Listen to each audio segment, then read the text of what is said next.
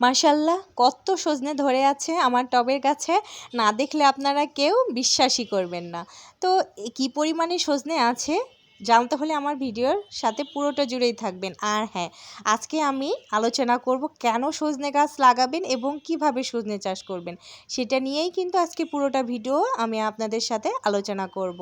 তো এই যে দেখেন মাশাআল্লাহ আমার কত সজনে ধরেছে, আর এখান থেকে আমি কিন্তু আজকে কয়েকটা হারভেস্টও করব। যেগুলি খাওয়ার উপযুক্ত হয়েছে সেগুলি কিন্তু আজকে তুলে নিব। আর সজনে ডাঁটা কিন্তু অনেক পুষ্টিগুণে ভরা, এতে রয়েছে ক্যালসিয়াম, আয়রন, ভিটামিন, যা শরীরের হাড় গঠনে, সুস্থ ও শক্তিশালী হাড় গঠনে অনেক গুরুত্বপূর্ণ ভূমিকা রাখে। এছাড়াও কিন্তু রক্ত বিশুদ্ধতার কাজেও সজনের জুড়ি নেই। সজনে আরও অনেক পুষ্টিগুণ আছে।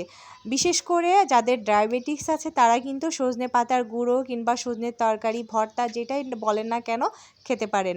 এতে আপনাদের ডায়াবেটিস নিয়ন্ত্রণে থাকবে।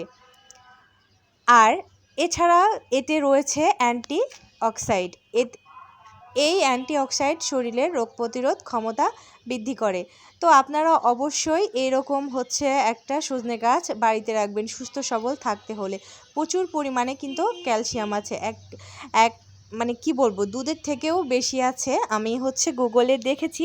আপনারা যারা জানেন না কিংবা কনফিউশন আছে আপনাদের এর পুষ্টিগুণ নিয়ে, তারা কিন্তু চাইলে গুগলে সার্চ দিয়ে দেখে নিতে পারেন। এতে প্রচুর পরিমাণে পুষ্টিগুণ আছে।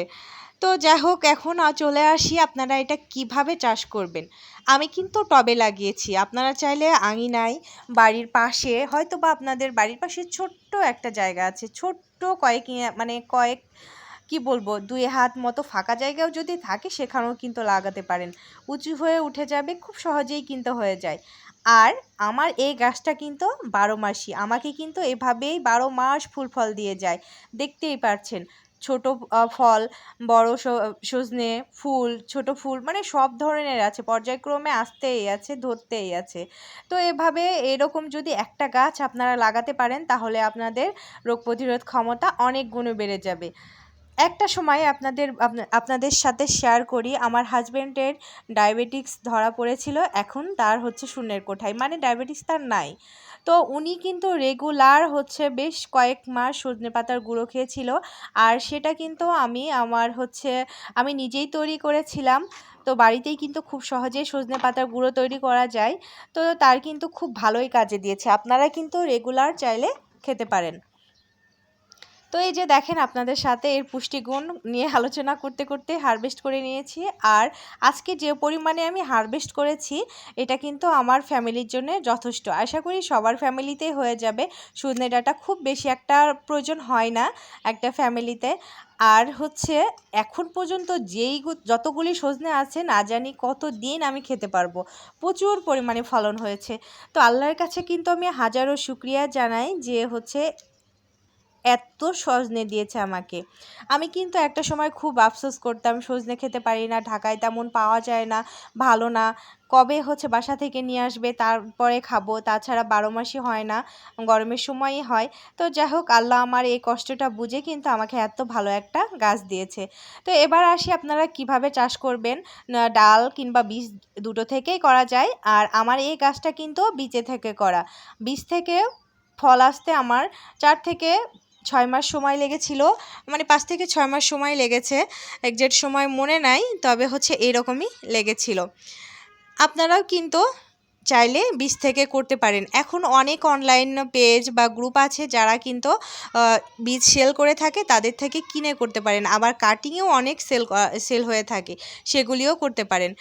অবশ্যই আপনারা 12 মাসি জারটা লাগাবেন, এতে করে 12 মাস আপনারা সজনে খেতে পারেন। এই যে এই গাছটা দেখছেন, আমি আমার ওই গাছের বীজ রেখে এই গাছটা তৈরি করেছি। শুধু এইটা না, আরও একটা করেছি, এমনকি অনেকেও দিয়েছিলাম। তো ওইটা বাদ দেখেন কত সুন্দরভাবে গাছটা বেড়ে উঠছে।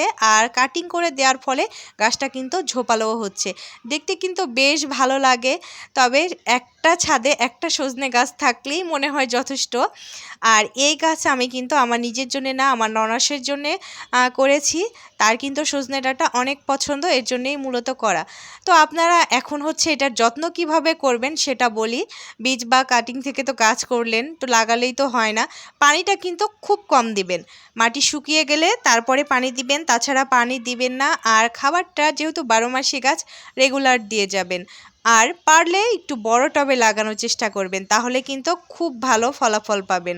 কারণ এটা হচ্ছে বড় গাছ, লতানো বা সবজি গাছ না। যদি গাছটা একটু বেশি মাটি পায়, মাটি বেশি পেলে গাছের ফলন এবং গাছের স্বাস্থ্যও কিন্তু ভালো হয়, খুব ভালো মতো বড় হয়, অনেক বেশি ফল দেয়। আমি কিন্তু ছোট টবে প্রথমে লাগিয়েছিলাম, তারপরে বড় টবে দেওয়ার পরে অনেক ফলন পাচ্ছি। তো আপনারা অবশ্যই একটু খেয়াল করবেন বড় টবে লাগানোর। আর হ্যাঁ, আপনারা কিন্তু অবশ্যই জৈব সারটা ব্যবহার করবেন, রাসায়নিক সারটা ব্যবহার না করাই ভালো। বিশেষ করে তরল যেই সারটা আছে সেটা কিন্তু আপনারা ব্যবহার করবেন। আমি কিচেন ওয়েস্ট ব্যবহার থেকে যেই তরল সারটা হয় সেটা ব্যবহার করি। আর সিলভার মিক্স যেই ট্যাবলেটটা আছে সেটা কিন্তু আমি এখন গাছে দিচ্ছি। আপনারাও চাইলে কিন্তু এভাবে করে সিলভার মিক্স আর তরল সার দিয়ে